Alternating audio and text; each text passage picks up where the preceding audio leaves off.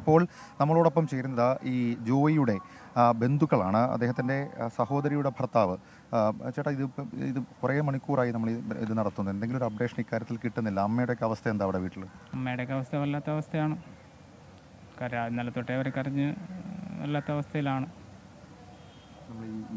ഇത് നീന്താൻ അറിയുന്ന ഒരാളായിരുന്നു ജോയി? നീന്താൻ അറിയുന്ന ആളാണ്. നല്ല നീന്താൻ അറിയാവുന്ന ആളാണ്. ഈ മാലിന്യ കൂമ്പാരത്തിലേക്ക് വീണതാണോ ഒരു പക്ഷേ അപകടത്തിന്? അതെ, മാലിന്യ കൂമ്പാരത്തിൽ വീണതാണ് പ്രശ്നം. അല്ല, വെള്ളത്തിൽ നീന്തി കല്ലൊന്നും പുള്ളിക്ക് വലിയ വിഷയമുള്ള കാര്യമൊന്നുമില്ല. നമുക്ക് ഇതിനു മുമ്പ് നല്ല ഇതിനെക്കാട്ടും നല്ല കല്ലുള്ള സ്ഥലത്തൊക്കെ നീന്തി കരയിട്ടിട്ടുള്ള ആളാണ്. അവിടെ ഈ വേസ്റ്റ് തന്നെയാണ് മെയിനായിട്ടുള്ള പ്രശ്നം. ഇതിൻ്റെ ഇടയിൽ എന്തെങ്കിലും പെട്ടിട്ടുണ്ടെങ്കിലേ ഉള്ളൂ. അല്ലാത്ത പക്ഷമാണെന്നുണ്ടെങ്കിൽ പുള്ളി എങ്ങനെയായിരുന്നു കയറി വരും. ഇപ്പം സാധാരണഗതിയിൽ പുള്ളി ഇങ്ങനെ വീട്ടിലേക്ക് ഒരു ദിവസം 2 ദിവസമൊക്കെ മാറി നിൽക്കുന്ന ആളാണോ? നിൽക്കാറുണ്ട്. എന്തെങ്കിലും എമർജൻസി പുള്ളി എന്നാലും വിളിച്ച് പറയും. അമ്മയെ വിളിച്ചു പറയും? ഇല്ല, സഹോദരനെ വിളിക്കും. പുള്ളിയുടെ ചേട്ടനെ വിളിക്കും. പുള്ളിയുടെ ചേട്ടൻ്റെ നമ്പർ എപ്പോഴും കാണാതറിയാം. ഏത് പാതിരായിരുന്നാലും പുള്ളിയുടെ ചേട്ടനെ വിളിക്കും. എവിടെയായിരുന്നാലും വിളിച്ച് പറയും, ഞാൻ ഇന്നടത്തുണ്ട്, ഇന്ന സമയത്ത് വരും എന്നുള്ള കാര്യം വിളിച്ച് പറയും. സ്ഥിരമായിട്ട് ഇത്തരം ഈ നഗരസഭയിൽ ജോലിക്ക് വരുന്ന ആളാണോ? ഈ കോൺട്രാക്ട് വ്യവസ്ഥയിൽ ഇങ്ങനെ ഇടയ്ക്കൊക്കെ വരാറുണ്ട് ജോലിക്ക്.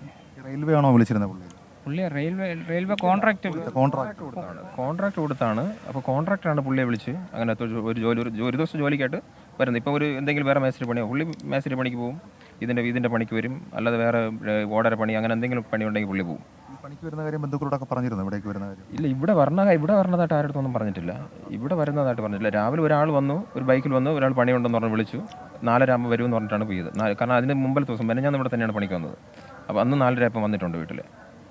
രക്ഷാപ്രവർത്തനം കാര്യമായി നടക്കുന്നുണ്ടല്ലേ? രക്ഷാപ്രവർത്തനം നടക്കുന്നുണ്ട്. ഈ നമ്മൾ കാണുന്നില്ല, ഈ വേസ്റ്റിനിടയ്ക്ക് കയറുന്നുണ്ട്. നമുക്കും മോശമായിട്ട് അഭിപ്രായം പറയാനില്ല. ഇത് തന്നെയാണ് ഇക്കാര്യത്തിൽ ജോയിയുടെ ബന്ധുക്കൾക്കും പറയാനുള്ളത്. അവർ പറയുന്നു, ഫയർഫോഴ്സ് ഉദ്യോഗസ്ഥരുടെ ശ്രമം വലിയ മാലിന്യ കൂമ്പാരമാണ്. ആ മാലിന്യ കൂമ്പാരത്തിന് നടുവിൽ ഏത് രീതിയിൽ ഇത് രക്ഷാപ്രവർത്തനം നടത്തുന്നു, അതിൻ്റെ തടസ്സമടക്കമുള്ള കാര്യങ്ങൾ അവർക്ക് അതിനകത്ത് അറിയാം. ഏതായാലും ജോയിയുടെ വളരെ അടുത്ത ബന്ധുക്കളാണ് നമ്മളോടൊപ്പം ചേർന്നവർ. പറഞ്ഞു, ജോയി നീന്തലറിയാവുന്ന ആളായിരുന്നു. ജോയി സാധാരണഗതിയിൽ വലിയ കല്ലൊക്കെയുള്ള സ്ഥലത്ത് നീന്തി പോകുന്ന ആളാണ്. പക്ഷേ ഇവിടെ ഈ മാലിന്യ കൂമ്പാരമായിരുന്നു ഇതിനകത്ത് പ്രശ്നമായത്. അതിനകത്ത് അടിയിൽ പെട്ട് പോയതാകാം എന്നുള്ളതാണ് അവരും ഇതുമായി ബന്ധപ്പെട്ട് പറയുന്ന കാര്യം. ഏതായാലും വലിയ രീതിയിലുള്ള രക്ഷാപ്രവർത്തനം തുടരുകയാണ്. മാത്രവുമല്ല, ഇതുമായി ബന്ധപ്പെട്ട് ഈ ബന്ധുക്കൾ തന്നെ പറഞ്ഞത് 1-2 ദിവസമൊക്കെ മാറി നിൽക്കും അത്യാവശ്യ കാര്യമുണ്ടെങ്കിൽ. അതല്ലെങ്കിൽ അമ്മയോ ചേട്ടനെയോ ഒക്കെ അക്കാര്യം വിളിച്ചു പറയുന്നൊരു സ്വഭാവക്കാരനായിരുന്നു ജോയി എന്നുള്ളതാണ്. ഏതായാലും കഴിഞ്ഞ 28 മണിക്കൂറായി കേരളം കാത്തിരിക്കുന്നു ആ ജോയിക്ക്. പട്ടിണി മാറ്റാൻ പണിക്ക് വന്ന, അതായത് നമ്മളടക്കം ഉപേക്ഷിക്കുന്ന മാലിന്യങ്ങൾ പെറുക്കി മാറ്റാൻ വന്ന ആ ജോയിക്ക്, ആ സാധാരണക്കാരനായ മനുഷ്യന്, ആ പട്ടിണി പാവത്തിന് അല്ലെങ്കിൽ പാവപ്പിടിച്ചൊരു മനുഷ്യന് അദ്ദേഹത്തിന് എന്ത് സംഭവിച്ചു എന്ന് കണ്ടെത്താനുള്ളൊരു കാത്തിരിപ്പ് 28 മണിക്കൂറായി തുടരുകയാണ്. അദ്ദേഹത്തിൻ്റെ വീട്ടിൽ അമ്മയടക്കം എന്ത് സംഭവിച്ചു, സ്വന്തം മകൻ എന്ത് സംഭവിച്ചു, അമ്മയും ജോയിയുമായിരുന്നു വീട്ടിൽ താമസിച്ചിരുന്നത്. സ്വന്തം മകൻ എന്ത് സംഭവിച്ചു എന്നറിയാതെ അമ്മയുടെ ഹൃദയവും പിടയ്ക്കുകയാണെന്നുള്ള കാര്യത്തിൽ തർക്കമില്ല. ഏതായാലും അതേസമയം തന്നെ ഇവിടെ സമാനതകളില്ലാത്ത രക്ഷാപ്രവർത്തനം. ഈ അഴുക്കുചാലിൽ മാലിന്യ കൂമ്പാരത്തിൽ സ്വന്തം ജീവൻ പോലും പണയപ്പെടുത്തിക്കൊണ്ട് ഫയർഫോഴ്സ് ഉദ്യോഗസ്ഥർ രക്ഷാപ്രവർത്തനം നടത്തുന്നു. ആ രക്ഷാപ്രവർത്തനത്തെക്കുറിച്ച് ഒരിക്കൽ കൂടി പറഞ്ഞു കഴിഞ്ഞാൽ, എക്സിറ്റ്, അതായത് റെയിൽവേ സ്റ്റേഷൻ്റെ പിൻഭാഗത്തെ എക്സിറ്റ്, ടണലിൻ്റെ എക്സിറ്റ് വഴി അവർ അകത്തേക്ക് കയറി നോക്കുകയാണ്. ഒരു 20-30 മീറ്ററെങ്കിലും പരിശോധന നടത്തി കഴിഞ്ഞാൽ ആ ഭാഗം ക്ലിയർ ആകും എന്നുള്ളതാണ് ഫയർഫോഴ്സിൻ്റെ ഇതുമായി ബന്ധപ്പെട്ട കാര്യം. ഫയർഫോഴ്സ് മേധാവി കെ പത്മകുമാർ അടക്കം ഇന്ന് രാവിലെ ഇവിടെ എത്തി ഉന്നതതല യോഗത്തിൽ പങ്കെടുത്തിരുന്നു. പത്മകുമാർ സാറും അതുമായി ബന്ധപ്പെട്ട് പറഞ്ഞത് ഇങ്ങനെയായിരുന്നു. അതായത് തുടർച്ചയായി 24 മണിക്കൂർ ഫയർഫോഴ്സിൻ്റെ പരിശോധന, കൂടുതൽ സ്ക്യൂബ സംഘത്തെ മറ്റിടങ്ങളിൽ നിന്ന് വിളിച്ചിട്ടുണ്ട്. കാരണം ഇവർക്കിനി ഇതിനകത്ത് സർവൈവ് ചെയ്യുക, അതല്ലെങ്കിൽ ഇന്നലെ രാവിലെ 10 മണിക്കാണ് ഇത് തിരുവനന്തപുരത്തൊരു വലിയ ടീമാണ്. കാരണം ഇവർ മുൻപ് തിരുവനന്തപുരത്ത് സമാനമായ രീതിയിൽ കടൽക്ഷോഭം ഉണ്ടാകുമ്പോൾ, മറ്റ് പ്രശ്നങ്ങളുണ്ടാകുമ്പോൾ കുറച്ച് നാളുകൾക്ക് മുമ്പ് ഒരു കുട്ടിയെ എടുത്തുകൊണ്ട് ഓടുന്നത് ഈ സംഘത്തിൽപ്പെട്ട ഒരാളായിരുന്നു. അതടക്കം നമ്മൾ കണ്ടതാണ്. കാരണം ആ രക്ഷാപ്രവർത്തനത്തിൻ്റെ ഭാഗം അദ്ദേഹം ഓടിപ്പോകുന്ന ചിത്രങ്ങളൊക്കെ നമ്മൾ കണ്ടതാണ്. ആ രീതിയിൽ ഫയർഫോഴ്സ് വലിയ രക്ഷാപ്രവർത്തനം ഈ അഴുക്കുചാലിൽ നടക്കുന്നുണ്ട്. പക്ഷേ അവർക്ക് ജോയിയെ കണ്ടെത്താൻ ഇതുവരെയും കഴിഞ്ഞിട്ടില്ല. വലിയ ദുഃഖകരമായൊരു സംഭവം. ഈ കാഴ്ച നമ്മളെ അസ്വസ്ഥപ്പെടുത്തുന്നുണ്ട്. കാരണം ഈ മാലിന്യ കൂമ്പാരത്തിൽ ഈ ഫയർഫോഴ്സ് ഉദ്യോഗസ്ഥർക്ക്, ഈ സ്ക്യൂബ ഡൈവേഴ്സിന് ഇത്രയധികം സമയം ഇങ്ങനെ നിൽക്കേണ്ടി വരുന്നൊരു സാഹചര്യം, അത് നമ്മളെ സംബന്ധിച്ച് വലിയ വിഷമമുണ്ടാക്കുന്ന സാഹചര്യമാണ്. 2 ക്യാമറകളിൽ നമുക്ക് ആ വിഷ്വൽ വരുന്നുണ്ട്. ആ ക്യാമറയിൽ നിന്ന് നമുക്ക് ആ വിഷ്വലിൻ്റെ ഔട്ട്ഫിറ്റ് ഇപ്പോൾ നമുക്ക് ഇതുമായി ബന്ധപ്പെട്ട ഈ രണ്ടാമത്തെ ക്യാമറ നമുക്ക് ആ ദൃശ്യങ്ങൾ കുറച്ചുകൂടി ഒന്ന് ചലിപ്പിച്ചാൽ കാണാൻ സാധിക്കും. അതായത് കറുത്തിരുണ്ട വെള്ളമാണ്, അഴുക്കുചാലാണ്. ആ അഴുക്കുചാലിൽ അത്രയും അധികം മോശം സാഹചര്യത്തിലേക്ക് കാര്യങ്ങൾ പോകുന്നു. ഇപ്പോൾ ക്യാമറമാൻ നന്ദകിഷോർ ഇതുമായി ബന്ധപ്പെട്ട്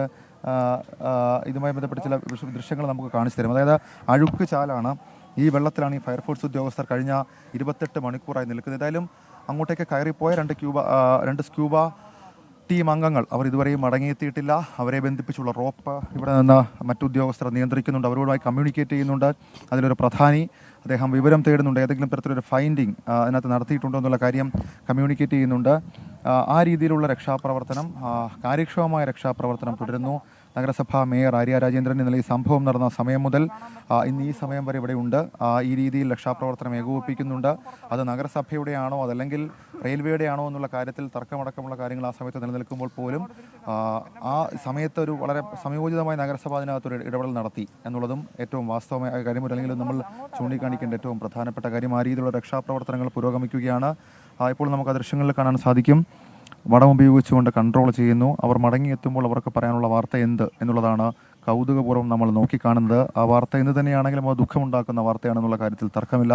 കഴിഞ്ഞ കുറേ മണിക്കൂറുകളെ നമ്മൾ കാത്തിരിക്കുന്നതിനായിരുന്നു. ഒരുപക്ഷെ ഇന്നലെ ആയിരുന്നെങ്കിൽ ഈ മാലിന്യമില്ലായിരുന്നെങ്കിൽ രക്ഷാപ്രവർത്തനം കുറച്ചുകൂടി ഊർജിതമാക്കി നമുക്ക് ജോയിയെ ജീവനോടെ കണ്ടെത്താൻ കഴിഞ്ഞേനെ. പക്ഷേ ഇത് ഇത്രയും സമയമായി 28 മണിക്കൂർ കഴിഞ്ഞു. ഇനിയൊരു സർവൈവൽ സാധ്യത അതിനകത്തില്ല എന്ന് വിദഗ്ധർ തന്നെ അഭിപ്രായപ്പെടുന്ന ഒരു സാഹചര്യമുണ്ട്. ഏതായാലും വരും മണിക്കൂറുകളിലെങ്കിലും ചർച്ചയാകാൻ പോകുന്ന ഏറ്റവും പ്രധാനപ്പെട്ട കാര്യം ഈ ആമയിഴഞ്ചാൻ തോട്ടിലെ മാലിന്യ നീക്കം, അതല്ലെങ്കിൽ റെയിൽവേ ഭൂമിയിൽ ഈ കണ്ണായ സ്ഥലത്ത് തിരുവനന്തപുരം നഗരത്തിൻ്റെ ഹൃദയഭാഗത്ത് ഈ രീതിയിൽ മാലിന്യങ്ങൾ അട്ടിപ്പേറിയിട്ടിരിക്കുന്നതിൻ്റെ ഉത്തരവാദിത്തം ആർക്ക് എന്നുള്ളൊരു ചോദ്യമുണ്ട്. ഞാൻ താമസിക്കുന്നത് ഈ അപകടം നടന്ന സ്ഥലത്ത് നിന്ന് 700 മീറ്റർ അപ്പുറമാണ്. നമ്മൾ സ്ഥിരമായി പോകുമ്പോൾ കാണുന്നൊരു കാഴ്ചയാണ് ഇത്. നമ്മൾ കണ്ട് മടുത്ത അവസാനം അത് വാർത്തയാക്കുന്ന സാഹചര്യം. സ്വാഭാവികമായി നമ്മൾ ഇതിനു മുമ്പും പല ഒഴുക്കിൽപ്പെടലുകൾ കണ്ടിട്ടുണ്ട്. അപ്പോഴൊക്കെ ഒഴുക്ക് കൂടുകയും ഒഴുകി എങ്ങോട്ടെങ്കിലും പോയിരിക്കുന്നതൊക്കെ രക്ഷാദൗത്യത്തിന് പ്രതിസന്ധിയാകുന്ന കാഴ്ചകൾ നമ്മൾ കാണാറുണ്ട്. പക്ഷേ ഈ ജോയിയുടെ ഒരു പ്രത്യേക സ്ഥിതിവിശേഷത്തിലേക്ക് വരികയാണെങ്കിൽ ഈ പ്ലാറ്റ്ഫോം നമ്പർ 1 തൊട്ട് 5 വരെയുള്ള 150 മീറ്റർ മാത്രം ഈ ആമയഞ്ചോട് തോടൊഴുകുന്ന ഒരു ടണലിന് താഴെ ജോയി ഉണ്ടെന്ന നിഗമനത്തിൽ ആ 150 മീറ്റർ ടെറൈനുള്ളിൽ ജോയി ഉണ്ട്. ഈ ടെറൈനിൽ മുഴുവനായി തെരച്ചിൽ നടത്താനാണ് ഈ 28 മണിക്കൂർ നമുക്ക് എടുക്കേണ്ടി വന്നത്. രക്ഷാപ്രവർത്തകർ അതിൻ്റെ പരമാവധി ശ്രമിച്ചിട്ടും ഇതിനെ പ്രതിസന്ധിയായി നിൽക്കുന്നത് മാലിന്യങ്ങൾ തന്നെയാണ്. മാലിന്യം എത്രത്തോളം ഭീമാകരമായ പ്രശ്നമാണ് എന്ന് നമ്മളെ വീണ്ടും ഓർമ്മിപ്പിക്കുകയാണ് ഈ രക്ഷാദൗത്യം.